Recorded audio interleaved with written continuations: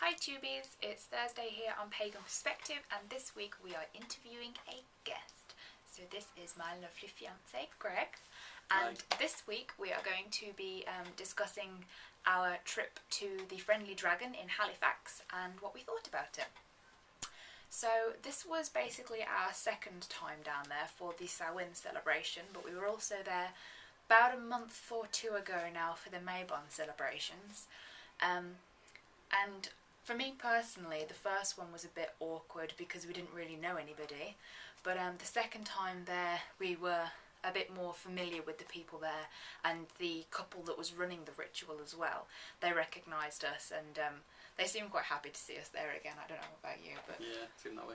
Yeah, and they're really welcoming, and also while we were there we met the couple that run the Nine Ladies YouTube channel. I'll leave a link in the box below so you can check out their channel as well. They show a little bit about the Friendly Dragon celebrations that they go to as well, so you can check that out if you want to see what we were up to. So yeah, and I will pass you over to Greg now to tell you what he thought about it.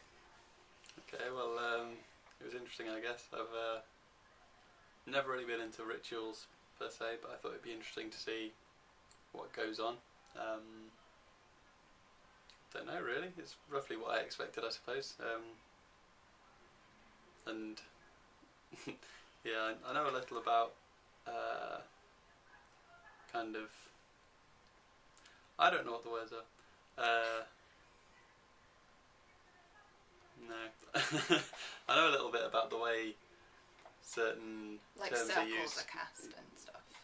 Yeah, I guess, yeah, and the way terms are used in symbolisms, and so I sort of got what was going on mainly, but I can kind of understand why a lot of people who aren't as informed with the ways find this whole sort of thing a bit creepy, but you know, I thought it was interesting. Because we were sort of discussing it in the car on the way back, weren't we? That's right. And because the Samhain circle that we went to, obviously the focus is on the dark half of the year.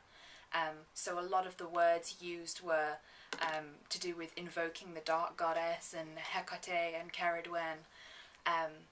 So there was a lot of, you know, dark goddess we call upon you, horned god we call upon you, and that kind of thing. So although Greg and I discussed like the theory and symbolism used in Wicca, we don't really discuss a lot of terminology either. So for him, I think, going to an open circle as well, he had a better idea of what the words were that we were using, but still not much. But he was saying in the car afterwards, like, he did have questions and stuff about the words that we used and what we actually meant when we were using those words. But for Christians who are particularly fearful of what Wiccans get up to behind closed doors, and for skeptics and, you know, people who accuse us of devil worshipping and all the rest of it, especially at Samhain, I think it's the most obvious time when people get you know, strange and prejudiced ideas against what we happen to be up to and that sort of thing. So well, it was interesting because a couple of days before I'd been to a like a open lunch thing held by my university's Christian Union group, and the speaker there was particularly negative towards the whole Samhain celebration thing, and kept going on about how dangerous and dark it is, and yeah, it did my head in a bit because it was obviously just didn't really understand anything that was going on, or he hadn't done much research, as I could tell. Yeah, a bit closed-minded, unfortunately.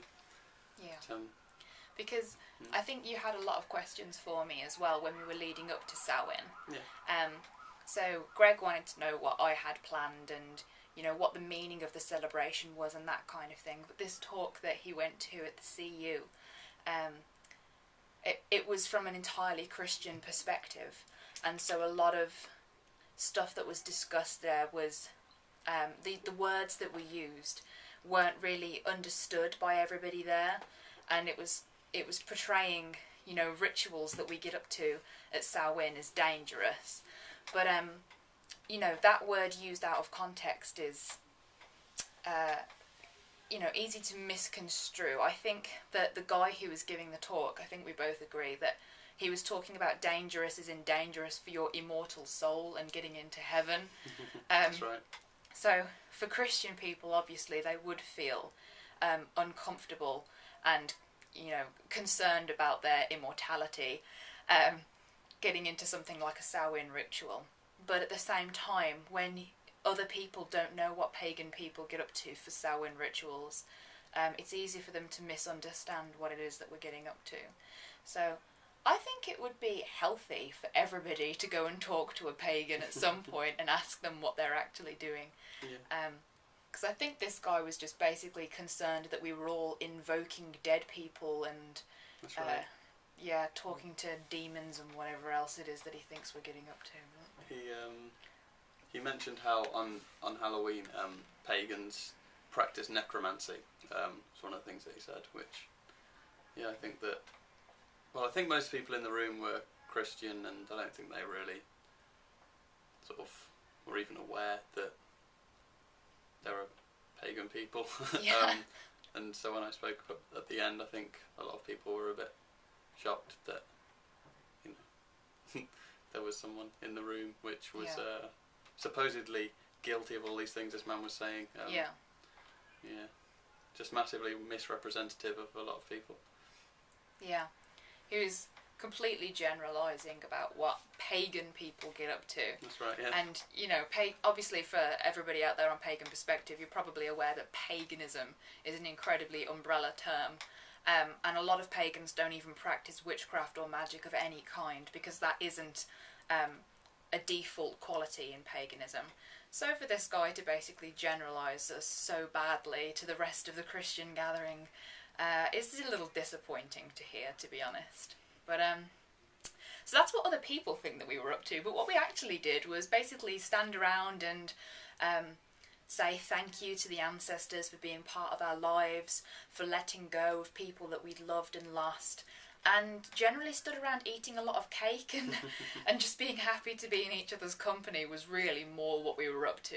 It's just a good excuse to get together and have some cake and wine at the end of the day, I think. Yeah. So yeah, that's what we got up to at Samhain. So I hope you all had really nice Samhain plans as well and enjoyed the seasons. And I hope that you've enjoyed listening to this interview. And until next week, may you all blessed be.